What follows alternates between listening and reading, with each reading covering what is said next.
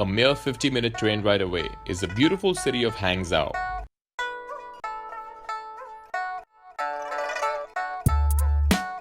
And my tour of the Longjing tea plantation was a sobering and welcome change from the fast-paced lifestyle in Shanghai.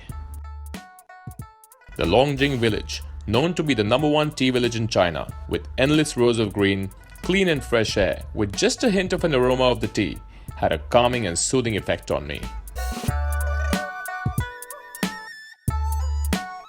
And when I'm relaxed, this is what I do.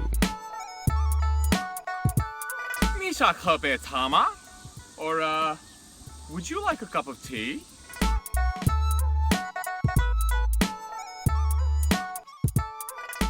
This was followed by a quick homemade lunch at the tea plantation owner's house. Isn't it wonderful that we didn't understand each other at all, but could still share a laugh?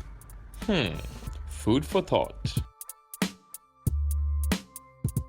Satiated and happy, I headed to the Lingang Temple complex, the wealthiest and largest Buddhist temple in China, with numerous pagodas, grottos, and rock carvings.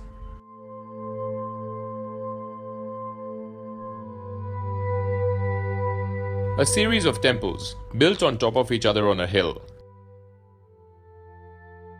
each with a shrine and significance of its own. A couple of experiences that really stood out for me were witnessing a prayer session in the Buddha Hall of Medicine.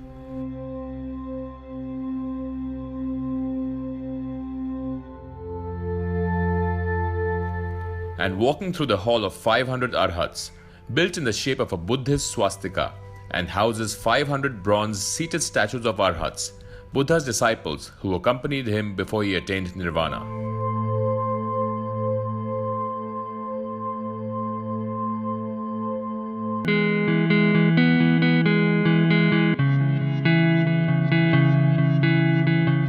With my trip nearing its end, my last day was spent at Hangzhou's top-class attraction, the West Lake, a UNESCO World Heritage Site deeply entrenched in the heart and soul of Chinese culture.